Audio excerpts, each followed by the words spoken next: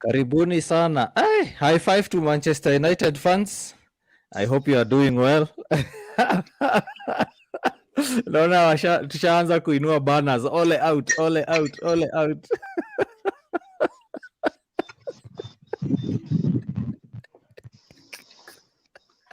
Wainulie tena bana, tuone. Wainulie tena. Unafaa uipin mahali hapo nyuma.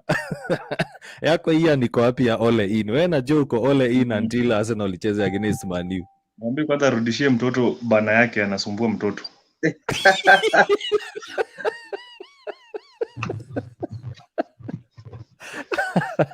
Welcome to the Banterz Club. Today it's a very painful one for me. Of course, I have to stay neutral, but as a Manchester United fan, inaniuma kuniuma, but nimejaribu kumove on, and I think nime-move on, and nime-accept mediocrity until Ole is sacked. But before tuendelee na salamu kwanza, kabla the other guys join in, we are still waiting for Devi to join in, and some other guys from Chelsea and Liverpool as well. Hey, Steve, how are you, man? I'm good. No, I don't have angry birds. I'm very angry with my team or the team I support. Like we move. Yeah, Ian, how are you? Jubilated. Bottom up approach, trickle down economics. Tuko sawa. Mko sawa. Same points wote. Nimeona relegation, niliona meme fulani sijui kama nitaipata as we proceed with the show. Mimi nasema relegation favorites na title favorites wote wako na 14 points. Tuko hapo. Wacha tuanze na Steve kwanza, toa machungu bro, toa machungu kabla Banterz zianze. What else can I say? Come on now. This is all I can say. I don't need to explain anything. It's all out or nothing. Yani, hatuna option. We only have one option and it's all out. I don't know why the board, our own I don't know. Sielewi ni ball gani board yetu ina watch. But if it was only the results ilikuwa na issue, then sawa. But the performances are also very poor. Like everything is poor on the pitch. Let me just say that. So, and funny enough, let's talk about najua unaongea generally, but let's talk about that particular game. Let's talk about that particular day, because we all knew Manchester United would lose, but it's just a matter of how many goals. Na Ian, unaweza feel free to step in na banta yako, si ati unanyamaza tu. No, we knew Manchester would lose, but not with that margin. Not with that margin. That margin is alarming. Lose 5. I think I even predicted 5. So yeah, I knew we'd lose by a big margin. Alafu, when I just saw the lineup, it was the same lineup that was struggling with Atalanta. Then Ole Gunnar then puts the same lineup. I don't know what's wrong with him. Sielewi. Maybe alikuwa anafikiria something will happen. If you struggle against Atalanta, which is it's a fairly decent team, but it's not Liverpool. Yeah. And you struggled against it with the same team, same formation, same personnel. Then you go to Liverpool, which is miles ahead of Atalanta, and still put the same lineup that you put. Yeah. Yani, you do the same things but expect a different result. Hiyo ndo hasa nasema hiyo ni madness, honestly. Hiyo there's nothing I can say more, but all out. That's my song from, I think even it was from which game? Yeah. From the Wolves game. I was all out because I didn't see any performance. So, and 5 goals. I think even Mourinho was, how many goals did Liverpool score? And he was sacked, I think. Liverpool is what made him get sacked, I think. Yeah, I think it was 3-1. It was 3-1. And he got sacked. Mark you, Mourinho is a better experienced coach than Ole Gunnar. Akona credentials, he's won cups. Like, and he still got sacked. So I don't know why the board are like dilly-dallying with this guy. He has no credentials where unaweza sema, okay, right now it's not going well, but when we see his history, he's been winning cups, he's been doing this, so you give him some leeway. Ole Gunnar hasn't done anything substantial in the football world in Europe to say that he'll do something magical with this team. So I think he's been backed enough. The personnel that we have, we should not be doing such performances, honestly. But we have good players, so there's no excuses right now. So all out. Ole out. Matata coach. How many games without a goal? Who? Got Matata, Ronaldo. Ronaldo scored in Atalanta with Atalanta. Ama unasema who? EPL. Ronaldo has been scoring in the Premier League. Unasema in the league, ama? In the league. In the league, I think he's which I think the last time he scored was against Newcastle in his home debut. Newcastle and Wolves. No, Wolves. It's okay, I can't without Wolves, scoring. I think Wolves. I think Wolves ni nani alifunga Greenwood, if I'm not wrong. Amekawia hata anasumbua EPL yangu, sijui ni muuze. By the way, I'm going to sell him. Hata mimi namuuza kwa fantasy. I'd rather go with another striker, a cheaper one, because he's expensive na he's not doing anything. No goals. No goals, no assists. And all he's picking now are a yellow card. So he's kicking 18-year-olds. Namuuza by the way. Sasa we are still waiting for Zeki to join. Naona hapa ni kama ana struggle na equipment kidogo. Nani anatumia Zeki is a new contributor, ni fan wa Chelsea. They are also Chelsea are in 7th heaven. So najua the only way they can go is down. So don't worry. Tutawafikia tu. If we change our coach, if we change our manager, we still have a chance actually. Yes. Wacha sasa tusikie ya Ian sasa. Wewe ushasema yako side yako ya Ole na performance ya Man U. Sasa tunataka mafans wako involved as well. Get your comments in the comment section below and we shall get to read them as we go along. Yes, Ian, karibu. One, Ole must stay. Ole in. We need Ole to stay until they play Arsenal. Then you can decide to. After that, you can take him wherever you want, but he must stay first. Talking about the Liverpool and Manchester United game, I think Ole's tactics are failing him. He played a 4-2-4. I think it was a 4-2-4. Yeah, 4-2-4. From what I saw, it was 4-2-4. Yeah. So too much spaces in the midfield and behind and on the defense. Harry Maguire, same thing he did against Leicester. Same thing he did against Atlanta. Same thing he's doing against Liverpool. I don't know if you heard Paul Scholes talk about the Atlanta game. Yeah. Paul Scholes warned Ole Gunnar about the tactics he used on Atlanta. If he tries it with Liverpool, by first half, they'll be na watu wakanini, watu walimslate sana. I remember watching the whole analysis after that Champions League, and actually even Rio Ferdinand was among the people who was berating him and ridiculing him, akimwambia just enjoy the win and all that. But yeah, I think Scholes called it and he saw it coming. Yep. So these tactics are failing him. There's too much spaces in the midfield, on the defense, and Liverpool players, they are very good on the ball, long balls, quick passes, fast runners. The Liverpool forward is very paced, all of them. So you can imagine that scoreline with the man on the bench. What if Mane could have started that game? Yeah.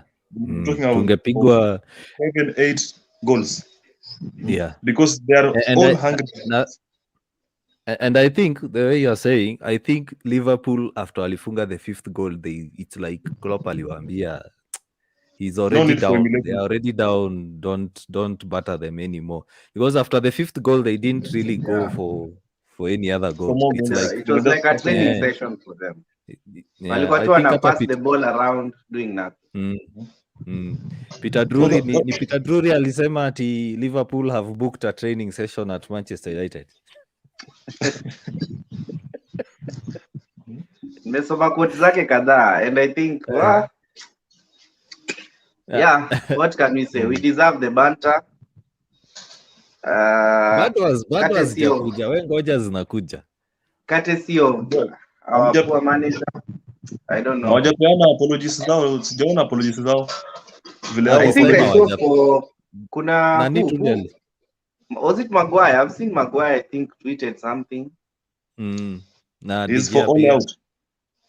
Nah, I'll tweet two stories together, United, some silly things that they tweet after they get a loss. I also tweet of Maguire. I saw a tweet of Maguire praising Mo Salah after their game actually. Praising? Yeah, he had put Mo Salah with the fire emojis. Who? I doubt. I don't think he can do that. Unless it's someone.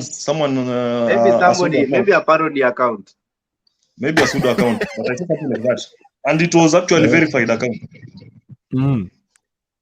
Probably it's a pseudo account or something. Yeah, that's a pseudo account. Na leo Devi ako wapi? Devi ako wapi? Devi ulimtumia link? Nilimtumia link kama leo ni siku yake ya kupika sima. I think hajafika home yet. So akifika home, I guess ata come through. Yeah. Also, by that I mean nimefika home very late. I reached home around 7:45 there, 7:30. Yeah. Haya, anyway, let's continue. Ian tulikukat short ukipeana analysis yako ya hiyo game. Just continue. Yeah, so those spaces lazima zikuwe covered.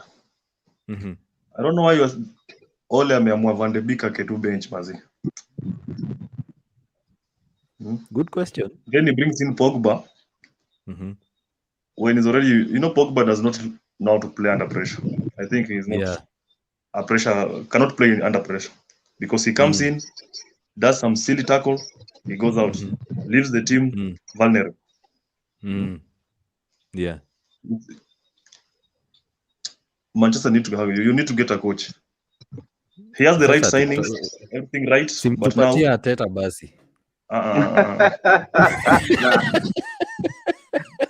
I'd rather we go coachless. I'd rather we go. I would rather Cristiano get the job. Who? Cristiano? CR7. Go to Matata. Or even Rooney. Even Rooney is better than Arteta. Look at Derby. Are you proud of what you are talking about? Yeah, Derby is bankrupt and they are still surviving. Derby is bankrupt. They don't have any money. Right? Yeah. That's why they are trying. Yeah, but he's trying with the little that he has. He's trying. Because I think in the first 11 or the first team squad, he has like 9 loan players who are on loan from Championship and Premier League clubs. He's amejaribu, to be honest, for that situation, amejaribu. But I think my honest opinion is this, and I said, I think nilisema hii kitu last time. Ole amefikisha Man U the farthest anaweza peleka hii team. And for him to perform, he either needs to get coaches wenye watamsupport, because hawezi kuwa na coach wenye ndio anaanza kujifunza job. For example, like Carrick ndio anaanza kujifunza job. He has no experience at all. And Manchester United is a big club. If you look at the likes of Arteta, he's a young coach, but he has a lot of experience supporting him. He has a lot of experienced coaches behind him. Because Ian, if I'm wrong, correct me. I think coaches wengi wenye ako nao ni wale bado walikuwa time ya Emery, if I'm not wrong. Yeah. He's yet to So you change see, any of them. Aku change backroom sana. He only added a few coaches here and there. But you look at Ole, he has very young coaches, brilliant coaches, yes, but they don't have experience. They don't know how to change a situation around. We got lucky via Atalanta, very lucky in fact, because Atalanta had 6 of their first team players out injured. And what happened? They battered us 2-0 first half. And that was as team B. Mourinho alicheza team B na akapigwa 6-1. Nona. Wale walicheza team B na wakatupiga 2-0 first half. I mean, I love Ole. Yes, he's a club legend, but we have to separate between the player and the coach. And for me, I agree with you. Speaking as a Man United fan, I think it's time for him to go. But speaking as a neutral fan, I mean, the other teams are enjoying it, man. I wish I can play that video ya Liverpool fans. Walikuwa naimba Ole in, Ole is at the wheel. Yeah. So, yeah, the opponent fans are enjoying it. Why? Because they know Manchester United wanaweza amka anytime. Yeah. So anyway, let's get to some of the comments before we continue. Alvin Wesonga, karibu sana to the show. Alvin anasema Ole is just a PE teacher. Is that disrespectful or is it a fact? Okay, there's some element of disrespect, but he's acting like a PE teacher. Like a PE teacher is like, he's just like a general guy who does fitness. He's not like specialized in anything. I think that's why people say Ole is a PE teacher, because he's not like a football coach. He behaves like somebody who's just there to keep you fit. Yeah, but I wouldn't. I don't know. It's a weird thing right now for me as a fan. I want to at least defend the coach, but there's nothing to defend. That's a bitter fan. Alvin is a bitter fan. Yeah, he's a bitter fan. But I understand right now. Right now, I understand. Ian amemuita PE teacher mara moja. No, that's a bitter fan. Acha tuone hii ya Glenn, karibu sana super fan Glenn anasema poleni nimeingia late. Was changanya ring viraka za bendera world mzima alafu nikaweka nusu mlingoti just to wish Manchester United rest in peace. I don't think it's the right time to write Manchester United off, because ukileta coach kama Conte for example, what do you think? By the way, on that side note, who would you prefer as the next coach, Simon? If you are the board and you are given the opportunity to choose the next coach, who would you pick? Personally, for the short term, I'd go for Conte. But for the long term, I'd go for a coach like Enrique or the Ajax coach Ten Hag. I also like the Ajax coach. I think he would be my number one choice, because there's a philosophy in him. You don't have to like to coach a really big team to have a philosophy. Like I can see the way Ajax plays, they don't need so many big names. Like they've sold, I think, majority of their big names, but their football is based on some kind of tactic or some kind of philosophy that the coach uses, and it seems to work in Netherlands. So I don't know. I think it'd be my first choice. I think if it's a no for him, and actually if I'd take him, I'd also take Van der Sar as a pair. I think actually I'll take everyone. I'll take everyone from Ajax and just put them in Manchester. But those are just pipe dreams. I don't know if they'll ever happen. But yeah, that's my number one choice if I was to be asked who should take over, if and when Ole Gunnar gets sacked. Zeki, unatusikia? Hello Zeki. I think bado ana struggle na equipment. Ian, wewe najua tuwe bado uko Ole in, but jibu hiyo swali, if you are the Manchester United board. Yes. But you people don't rate the Steven Gerrard? He's a Liverpool guy, so no. I don't care. He's a Gerrard Liverpool guy. haezi kuja Man U hata I don't mliaji, think. man. Okay, he Haezi would. kuja Man U. Actually, I think he would. I think he's doing a good job Gerrard where would actually want to come to Manchester, but I don't think being a coach really. There's no like loyalty when you're being a coach. A coach is more like you're given the leeway to do whatever you want. Because we've seen coaches who've played for Barcelona, Real Madrid, and they've coached every other team. So I don't think there's really any big issue with. But for me, on the other side now, as a Manchester United supporter, I would not want a Liverpool coach to come. And even if, let's say, he succeeds, Liverpool fans will always say, "We gave you Steven Gerrard just to." It will be it's a very tricky situation. But ever. I think Gerrard will want to join Liverpool after Klopp. I don't think he would accept if to join there's Man U. But Manchester and Klopp, Manchester is Manchester. Yes. Ian, what's your view? Steven Gerrard is good. There is you people. Last time you mentioned Zidane. Today you have not mentioned Zidane. But you know Zidane will run away from problems. When he sees problems, he runs away. Yeah, but I think the reason Siku mentioned Zidane is because his agent has come out recently and said that he is not interested in the job. So that's why he said that. Yes. Zidane is holding out for the France job. Oh, for the France. But will the France coach, is he about to retire or to quit or to resign? I don't think so. I think maybe after resigning. the World Cup. Maybe after the World Cup, which will be 2023 there. Yeah. Which is, but I don't know. Deschamps, I think is still very young. So unless there's something going on with France, and he actually won a cup just a month ago. So I don't think even the France fraternity want to lose him at the moment. But what if he wants to live on a high? Yeah, I'm saying the only way he can leave France is if he himself wants to leave. Okay. Now let's talk about the goals that were scored. Okay, the matches that were played over the weekend. Steve, do you have the results with you?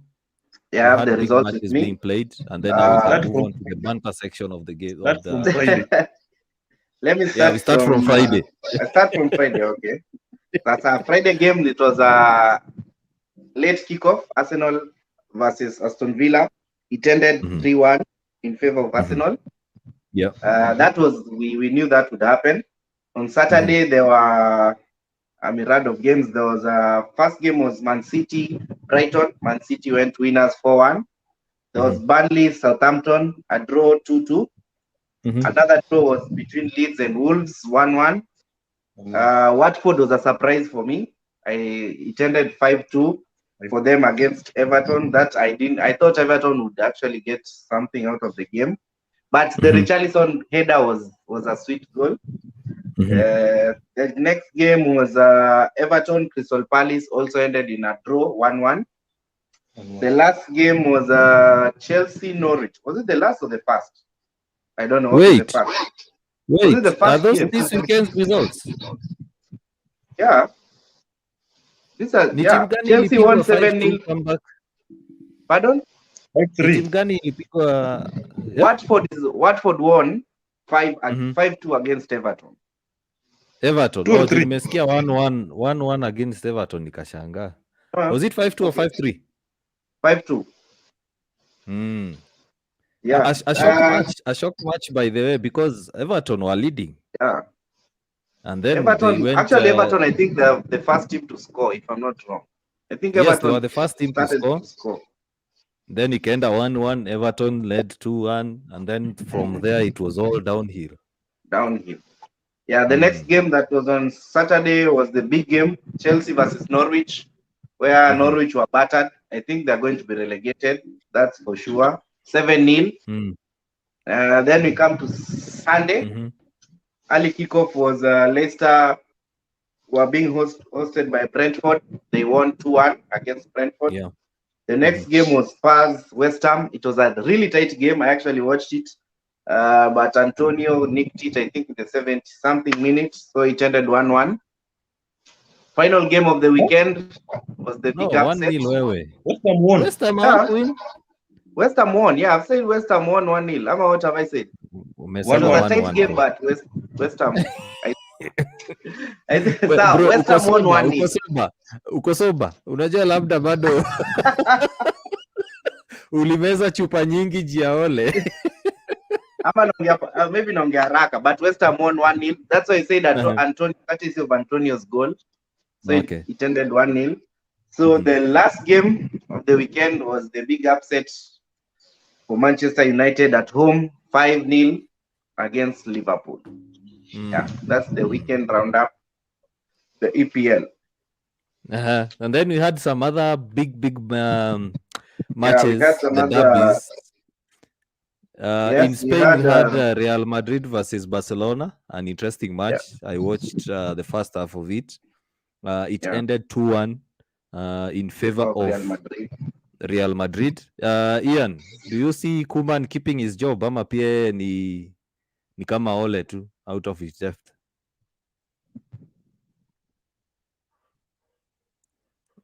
Ian ni kama ametoka kidogo.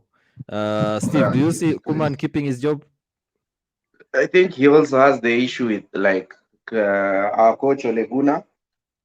The players are want to back him, but the performances are a bit down. But what I can say about Koeman, he doesn't have such a strong squad. I don't think the Barcelona squad right now is as strong as it's supposed to be. So maybe they'll give him a few months. Then if it doesn't change, I think he'll also be sacked. Okay. Then we had a shocking result. Atletico Madrid versus Real Sociedad. Atletico came from behind. They were losing that match, and then they scored 2 goals, so it ended 2-2. And then in Italy, we had Inter versus Juve going for a 1-0 draw. Inter were leading, and then Juventus equalized. A shock result from Lazio because they lost 4-1 against Hellas Verona. Fiorentina were 3-0 winners against Cagliari. And then you have Roma and Napoli playing out in a barren draw. PSG versus Marseille. I also watched that match. It was a very, very boring match. It ended in a 0-0 draw. I think there was someone who got a red. Yes. I don't know who it was. I didn't see the match. I just saw the highlights. I don't know. Yeah, there was a red card. There was a red card, and it was Ashraf Hakimi who got a red card for the last man foul on. I can't remember the player's name. He was on his way to goal, and he was tripped by Ashraf Hakimi. Naona nani ametoka, but I'm sure he will come back. Let's go to some of the comments. We have Masera anatuambia we trust the process. Evra stop whining. Ole on the wheel. Ole must stay.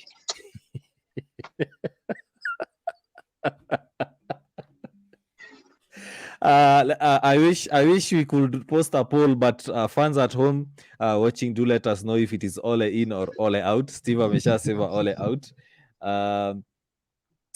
Glenn amepost a very long one here. Indeed, players have hardly stepped up, but they don't play as a team with a proper system. That's down to the management. Wan-Bissaka is an awful defender. I don't agree with that at all. Maguire is nowhere near world class. He just had a mare after the injury. Fred is not a DM. That is true. Fernandes cannot deal with intense pressure. McTominay looks average against elite teams, which is true. The Ronaldo experiment isn't working. Of course, he needs time to settle in. I fear the careers of youngsters in and around the squad with Ole in charge. Great player, but he has the tactical ability of a nut. 100. Well, you're in ndefu. Guys are venting. They are venting. Glenn ana vent kuvent na alikuwa ameniambia nitulie. Pascal anasema ati haha Ateta heri tucheze bila coach. Ateta amewin trophies boss. Ateta amewin trophies. Ole hajawin anything. Alibottle 3 semis and 1 final. And then Masera anaendelea kusema Man United, you like chatting shit, but the truth is Arteta is a better coach than Ole. At least he has the idea of what he wants to do. The problem is the personnel he has are not yet up to execute the tactics as well. I agree with that. Nasikatai that Arteta at the moment is a better coach than Ole. But I think actually not at the moment. I think he's generally a better coach than Ole. He is a better coach. The only issue about people, when we say that Arteta is not a good coach, people think that we are comparing Arteta to Ole Gunnar. Actually, we are comparing Arteta to other better coaches like the likes of Pep, the likes of Klopp. You see, like other competitive coaches. We're not comparing Arteta with Ole Gunnar, because right now, if I can ask, I think Ole Gunnar is one of the 3 worst coaches in the Premier League. Right now, if Ole Gunnar was sacked, which team in the league would want? In honestly speaking, which other team would have confidence in Ole Gunnar to coach them in the Premier League? Maybe in the Championship, but I don't think any team in the Premier League would fancy to have Ole Gunnar at the realm. Yeah. So Arteta is a good coach. He's an average. He's not even he's an average coach. Ole is worse. We wouldn't even say Ole is an average coach. I don't think he's an average coach because he has everything. If you gave Arteta the same personnel, we would not be in the trouble we are right now. That's what I'd say. But we wouldn't win the league also. I think that's an unknown.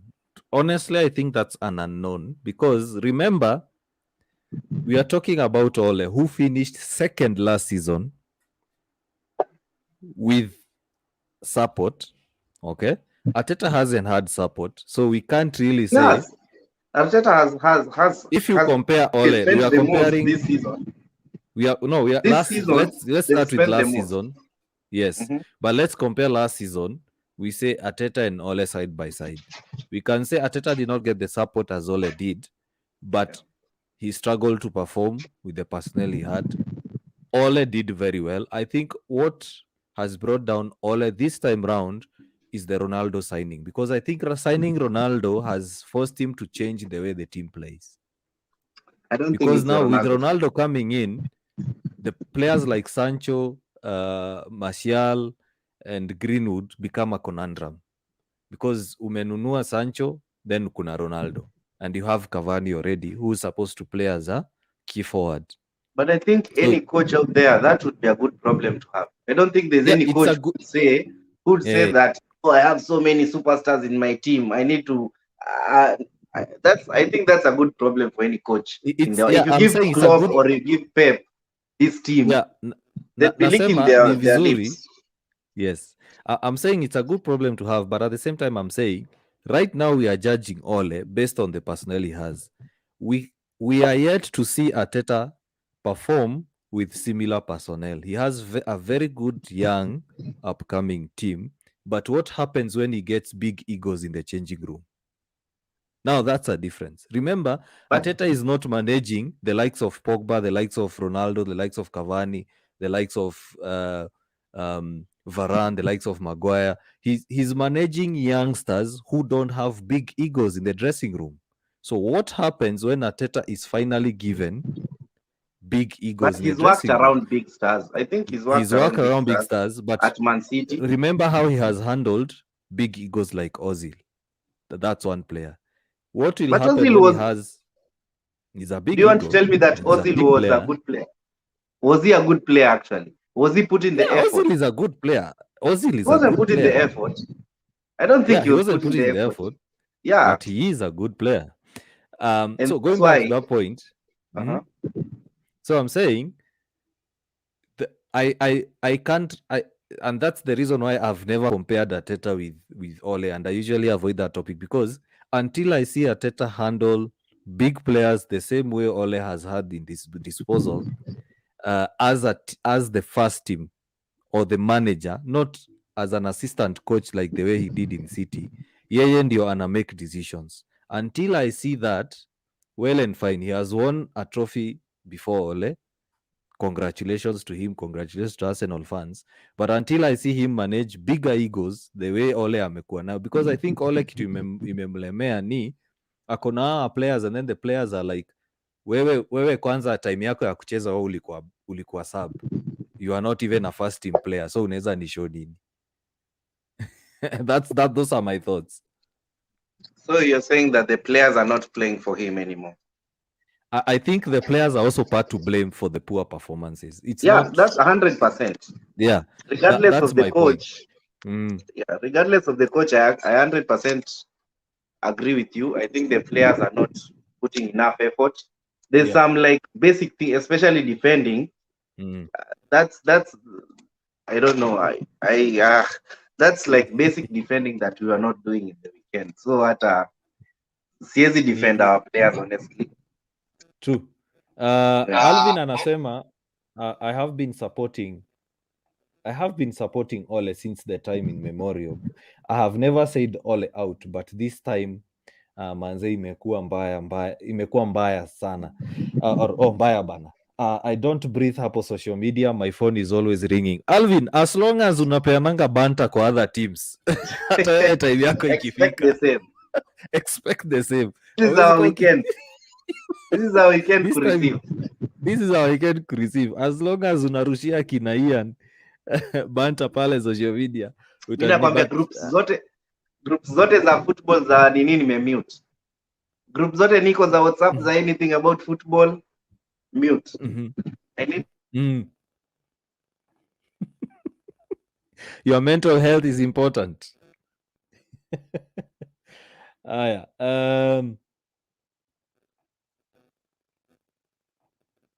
Ivan ameingia anasema I've been on the road toka nitoke club kuona game, sijaacha kutembea. I'm walking alone, sitaki stress. Usikuwe na stress bro, it's only a game. Yes, it hurts like hell, but what do you expect? I'm sure every United fan alikuwa anajua hii game tuna. Sorry, ulikuwa umepotea kidogo. Hello Steve. Yeah, I'm back. Okay. Somebody was trying to call me, pole sana. Hopefully hata nipigia kurushia banda. Hopefully hata nipigia tena. Sasa. So Evans anasema I've been on the road kutoka nitoke club kuona game, sijaacha kutembea. I'm walking alone, sitaki stress. Ndio maana leo Evans hukutaka kujoin show. You're still hurting. Anasema ati hao watu hawachezi hata Europa bro. Nani hao? Arsenal. Sasa wewe kubali ulishindwa, achana na Arsenal. Arsenal won. Okay. Kuna kitu nimeambiwa niwaekea hapa mafans wa Man U. I'm just looking for it. There you go. This is the banter of the week. Acha nitoe hiyo comment ndio muone vizuri. Banter of the week. There it is. Hello, Seki, unatusikia? Hello. Haya. Tuendelee. Leo kwenye tuko na mashida kweli. Ama ni bado tunaugua? Leo bado tunaugua. Let's go to some of the comments. Glenn anasema what Ronaldo is going through teaches us not to go back to our exes.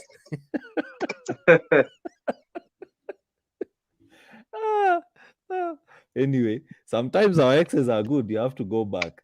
That's another. I'm speaking from experience, Simon.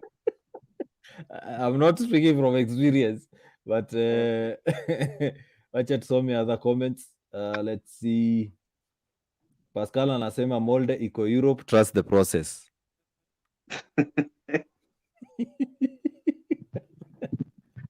That's nice.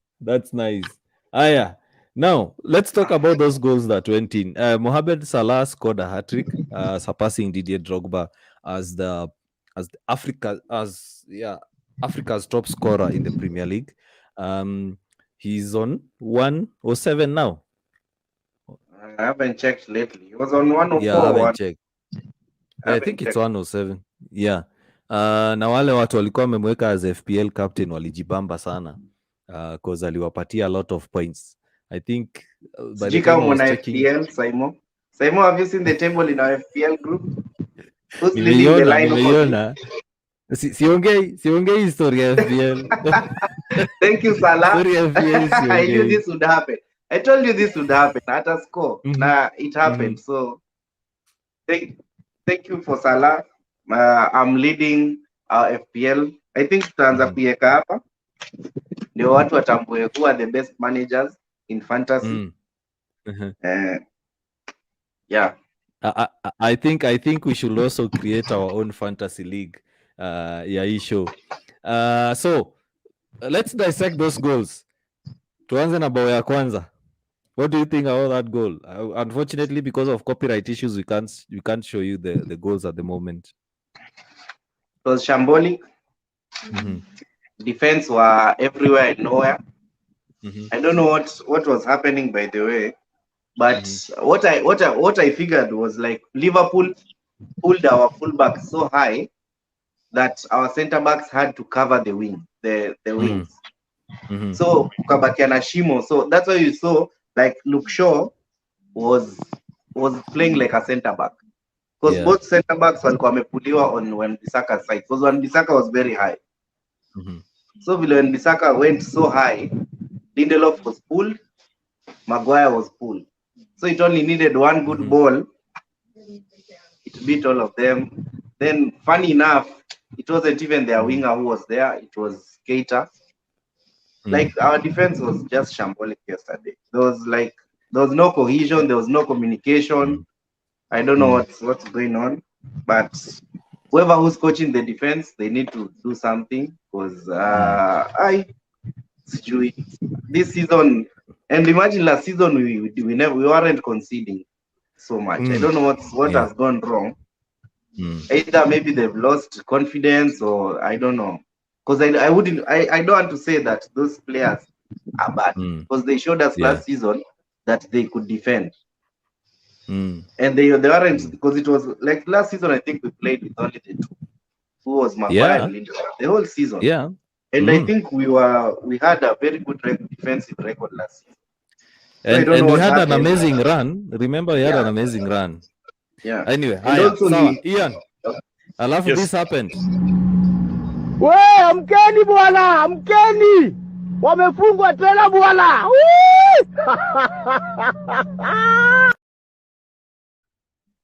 It was 2-0.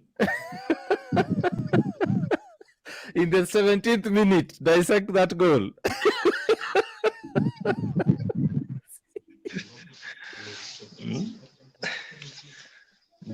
The defense of Maguire. Maguire is just a Jones Pro Max. An improvement of Jones. Pascal anasema hapa Maguire is a scam. A serious one. He's very unfit and I think akule bench kiasi. But before Ian you continue, there's a tweet I saw from one of the Manchester United journalists, wale wanakuanga trusted. And ilikuwa inasema ati one of the issues the players have with Ole is favoritism. Unapata he favors some players over others. For example, he prefers playing an unfit McTominay over Donny van der Beek. Ali prefer kucheza Maguire over Eric Bailly, and these are players who are training and they are fit. So yeah, I think that's one of the problems and face pale. Yeah, because I actually think the first sub that he would make was the defense. That's what I thought in that game. Because after conceding, was it 4 goals in the first half? That should actually tell you there's something wrong defensively. But what did he do? He changed. I think he brought in. Who did he bring in? Pogba. An attacker. Was it an attacker? Who was it? Pogba came in at halftime. Yeah. Oh, Pogba. Yeah. I think he brought in Pogba and rested Greenwood, of which I wouldn't have removed Greenwood from that game because we needed the pace. I don't know what was going on in his head, but Ian, umesema Maguire alifanya mistake pale defense. Walk us through that mistake.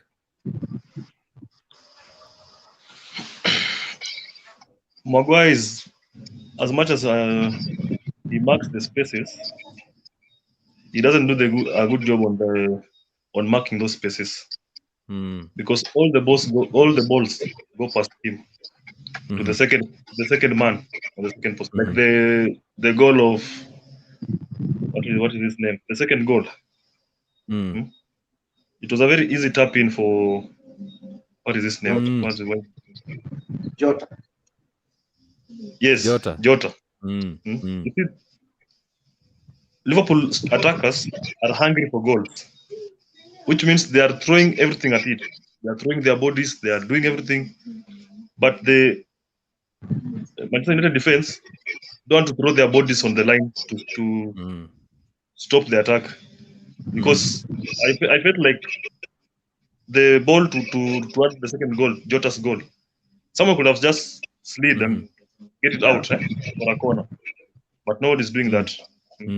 Okay, the third goal, in front of the defender, a cut-in in front of the defender, he scores. Those are things that should not be happening. Because you need to get those balls before they get to the second person, because De Gea is trying, but he can't do it himself. He can't do it alone. So true. Manchester United defense is shambolic. People are just running around that defense doing nothing. They're showing they're doing something, but in all honesty, they're just running around there. When Bissaka used to save such balls, when Bissaka used to come in save such balls, apparently he's doing none of that. So that defense needs to be worked upon. Remember, they are playing Tottenham next. Same PD attackers, Hurricane, Son, Maguire, very good players. So if that does not change, we will expect the same results. Last time Tottenham scored 6. It was Tottenham. Tottenham. Yeah, 6-1. 6. Not another team, the same Manchester that is on. The only difference is Ronaldo. So with the same defense, we will expect the same results if nothing is worked upon, because the midfield is not helping the defense at all. They're playing a 4-2-4. That defense is very open. You've exposed the defense, which entirely exposes the goalkeeper. So the formation needs to change, because you need to have players in the midfield that will also tackle. You need to have players in the midfield that tackle. Apparently, the midfield players of Manchester United are not doing such a thing. They're not cutting balls. Balls get to where they want to go. So it's not a good defense. Anyway, Manchester United, msijali. We, amkeni bwana, amkeni. Wamefungwa tena bwana. Salah scored a hat-trick. Very painful hat-trick. The last player to score a hat-trick at Old Trafford was Ronaldo, the original Ronaldo. Nasikia watu hapa kwa comments, naona watu kwa comments hapa wanasema Ronaldo is not fit for the team right now.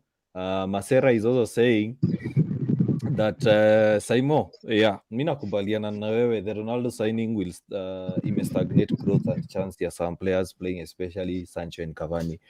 And that's enough for Manchester United. Let's talk about Arsenal. You guys had a massive win on Friday. How are you feeling about it, Steve? Mlikuwa mmepredicta watu watachapwa. I predicted. I never lose my prediction. I predicted they'd win. First of all, you can go back and watch and confirm. I actually said Arsenal was going to win because Aston Villa, there's something. I think they're also like Manchester. There's something, it's not just clicking, because they bought so many players, but it's not working out. Because you wouldn't say that Grealish was like the only player that was good in that last season's team. So I don't know, there's something not right with the team. So I knew Arsenal would get something, at least a draw, but I predicted that they'd win the game, but a narrow win. but I guess Arteta had other things planned. So yeah, congratulations to them. They're still below us, regardless if it's points or goals or whatever. The Manchester is still above Arsenal as we speak right now. So yeah. Kumbuka Evra, kumbuka hiyo. Doesn't matter. The end of season they will not be above us. So unless they don't sack I beg to differ. Mm-hmm. You will not. We can put money on it. Arsenal will not finish higher than Manchester United by the 38th game. By the 38th game of this season. What? With all on the wheel. Doesn't matter. The players will not allow. First of all, we are not finishing below 6. Regardless of whether we have Ole or whoever we have in charge. We are not finishing below 6. Arsenal is finishing below 6. So how will that work out? Well, some players that will guarantee Arsenal finish in European places are the likes of Tomiyasu and Lakonga. They perform really well, Ian. What do you think about their performance over the weekend? You're asking me or Ian? Okay. Ian. Lakonga played well. Mm. He had some mistakes, of course. But he corrected. Like the other game, he lost the ball and we got scored by Crystal Palace, the second goal. This Friday, he did exceptionally well because he was able to block the balls to the defense. He did well. Alongside Partey, I think we have a good player. But I still insist we are missing Shaka. As much as people think that Shaka is important for that team, Shaka is a very integral part of our team. Yeah. With Arteta's style of play, we have Shaka in the game. Yes, but fun enough, we've been playing well without him. Yeah, I've said they're playing well, but with Arteta's system of play, with Shaka, we play better. So yeah, we're missing Kama Nani was very instrumental in that win. Lokonga and Partey. Partey actually bossed that midfield. He played very well and got a goal to his performance. But I actually think the best player in that team, sorry to cut you short, Ian, I think was the number 10. What's his name? He was very active in that game. Smith. Yeah, the guy who scored. Smith Rowe. He's called.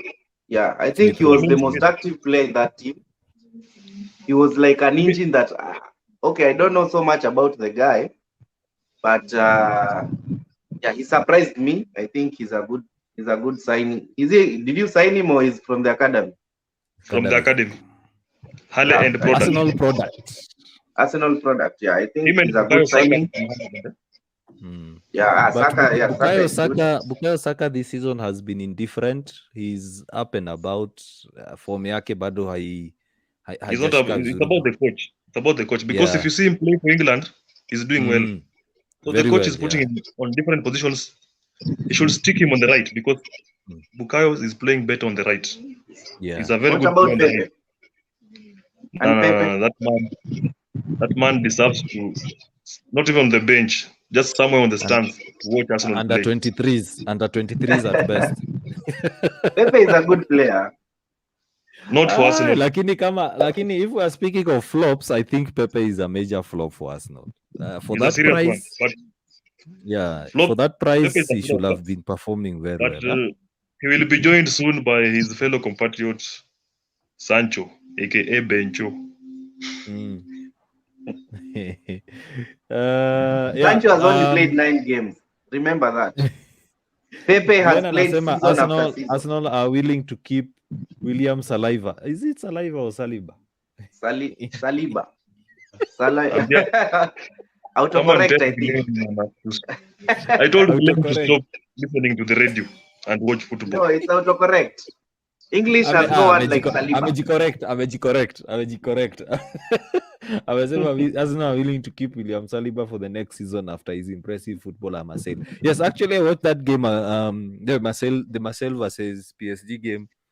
Saliba alicheza vizuri sana, and I think that's what you need for a player who's eyeing He for was a even spot. able to stop Mbappe from scoring. Yes, that one should be illegal because that's a clear goal opportunity. At least sasa ameanza kufika level za Tuanzebe.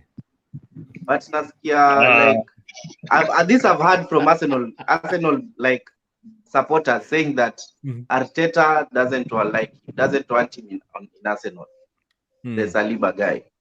So hata ule kijana wao the young boy is it Guendouzi? Alicheza pia vizuri sana. Guendouzi has a problem. He has an attitude problem. He can't fit in Arsenal with that. Because what about Saliba? Is there an issue with Saliba? Because somebody told me, an Arsenal fan told me that he doesn't fancy Saliba. Even when you had problems in the center back, he still sent him, I think, on loan. So yes. Like he doesn't trust Saliba as a defensive player for Arsenal. That's no issue. Arteta has bought his own players. Ever since the fourth game, his defense has improved. He's keeping he kept at least, I think, 3 clean sheets. Arsenal has been scored fewer goals. So with on the defense, we need a backup of the defense, because let's say the truth, when Gabriel goes for any injury, we'll be fucked up. True. When Gabriel goes for any injury, it will be a problem, because he's the backbone. Him and Ramsdale are the backbone of that defense. Tomiyasu is doing fine. He can play as a center back also. So he's a good signature from Edu and Arteta, because he has really improved our defense on the right. On the left, we have Kieran Tierney and Tavares, exceptionally good players. Tavares are a good backup for Kieran Tierney, because they are equal. They are playing almost the same type of football. They are both good with their left foot. So our defense, we are doing fine. And the only problem Arsenal has is creativity. Arsenal, we are not creative. Yeah. And that's where Emil Smith-Rowe comes in. When he's used as a 10, we play better. But who is Arteta? He will change that. He will change on the next game. He'll bring Odegaard again.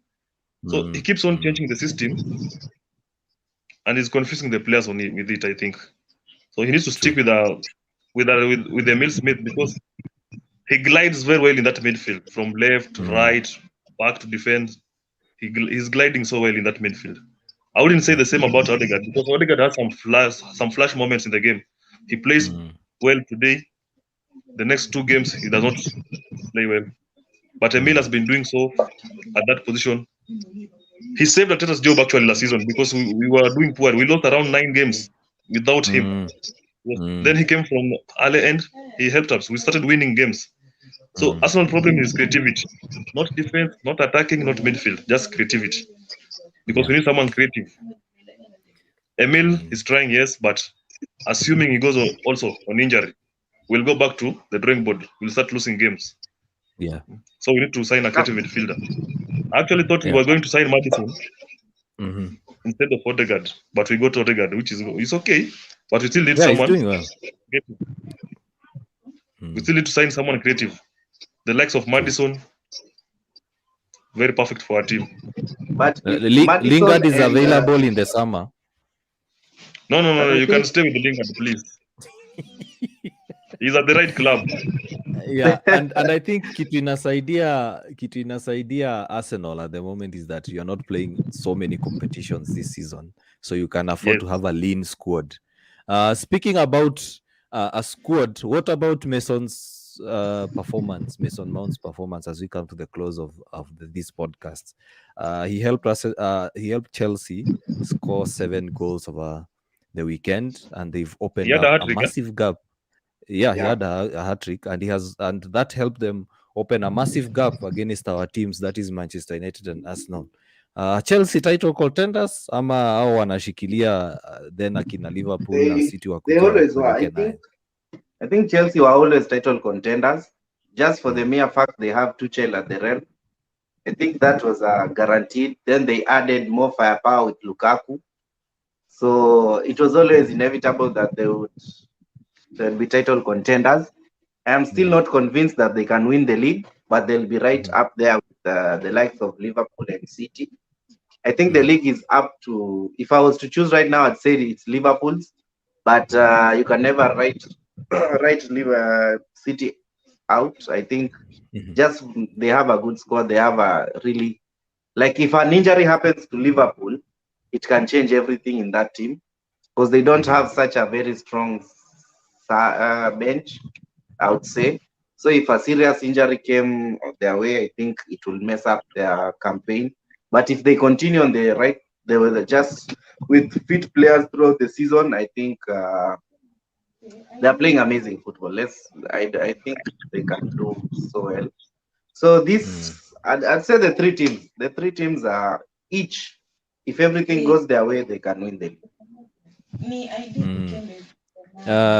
Ian, your cross London rivals. Ukikuyu unaingia hapo.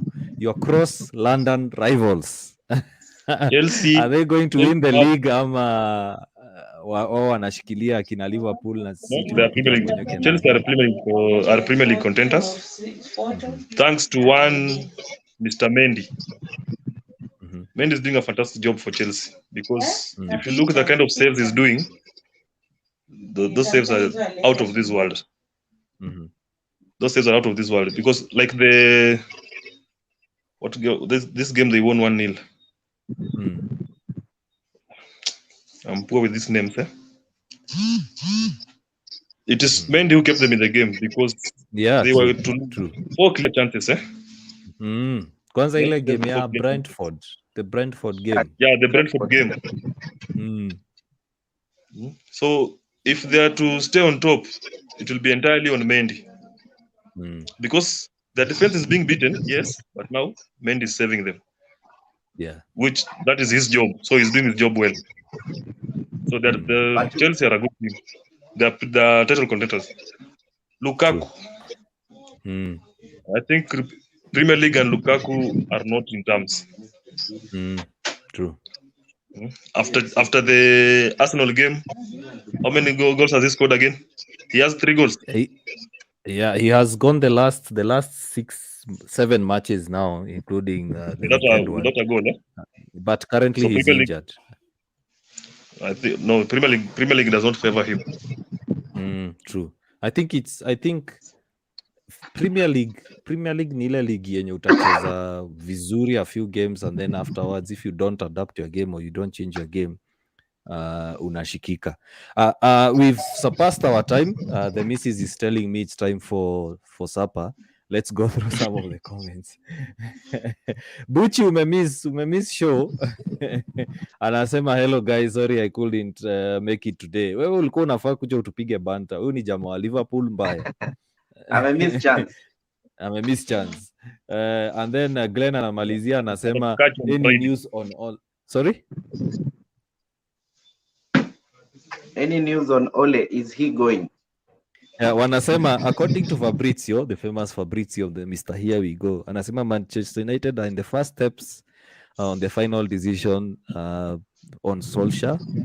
Internal talks still ongoing over how to handle the crisis. Antonio Conte will be prepared to talk to Manchester United about the project as revealed today, but there is still no official contact yet. So the club at the moment is quiet on Ole's future. I think a decision will be made and we will know probably by tomorrow morning. Remember, Mourinho was sacked on a Tuesday morning after losing to Liverpool 3-1. And probably Ole will be sacked tomorrow morning. Of course, we don't want to see anyone lose their job, but for the love of the game, for the love of the club, hatutaki watoto wake walale njaa. Sasa ile kitu tu, I have a message for Manchester United fans as we finish this show. Msijali. We, amkeni bwana, amkeni. Wamefungwa tena bwana. Until next time guys, cheers and bye bye.